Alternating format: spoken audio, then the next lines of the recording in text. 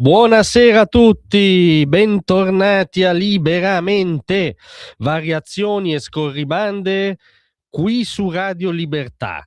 Allora direi benvenuti alla 127ª puntata della saga nota come le grandi profezie politiche di Elly Schlein, davanti a cui ci inchiniamo per la loro puntuale e infallibile fallibilità.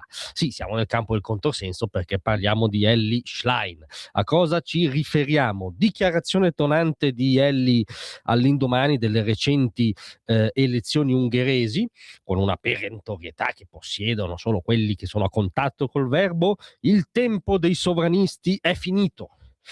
Il tempo delle destre nazionaliste è finito.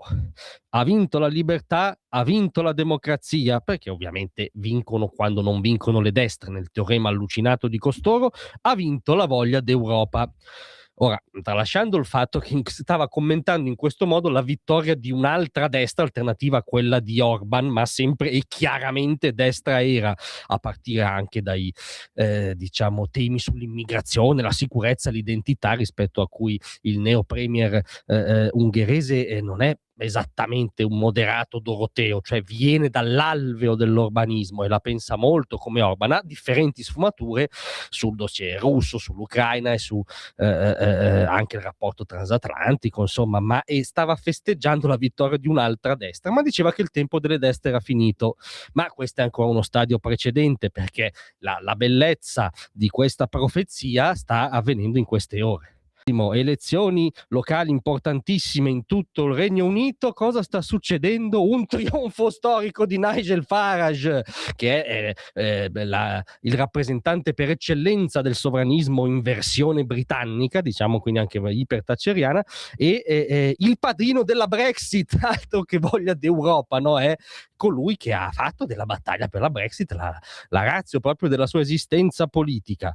È un trionfo tale quello del suo partito Reform UK, che ci si sta chiedendo oltremanica se noi stiamo assistendo in diretta alla morte del sistema bipartitico inglese, no? Laburisti conservatori, cioè sta accadendo qualcosa di epocale a favore di quelle destre sovraniste, semplificando, che per egli erano assolutamente morte e confinate nella pattumiera della storia. Oltremanica si è votato per rinnovare 136 consigli locali, con oltre 5.000 seggi in palio. Si è votati anche in Scozia e Galles per eleggere i membri dei rispettivi parlamenti devoluti. I risultati sono parziali, parliamo di diciamo poco più di un terzo.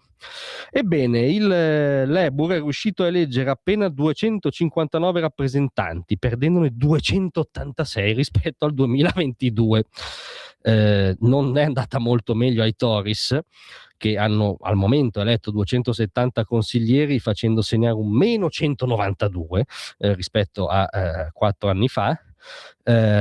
Risultato del partito di Nigel Farage, che doveva, come dire, arrivare a stento a percentuali di decimali secondo la sentenza di Elly, sin qui ha conquistato 439 seggi, 437 in più rispetto alle scorse elezioni locali quando era neonato. Tant'è che Farage ha detto: credo che quello a cui stiamo assistendo sia un cambiamento storico nella politica britannica. Stiamo ottenendo percentuali straordinarie che superano di gran lunga ogni mia aspettativa. Tra le altre cose si segnala una tendenza storica che viene confermata, e cioè una valanga a favore di Farage in moltissime diciamo roccaforti popolari, operaie del Regno Unito, che tradizionalmente hanno votato per decenni partito laburista e che ormai vedono la sinistra britannica, come a maggior ragione le sinistre continentali, chiuse in una torre d'avorio inclusivista, wokista, ZTLista, e votano Farage, votano quei bavosi sovranisti, chiamateli come volete, con la bava appunto alla bocca, che secondo Elly erano assolutamente morti. Io veramente non vedo l'ora che Elly ci dica che il centrodestra italiano è allo sbando, perché vuol dire che la Elly medesima perderà sicuramente le prossime elezioni. Grazie a tutti, a presto.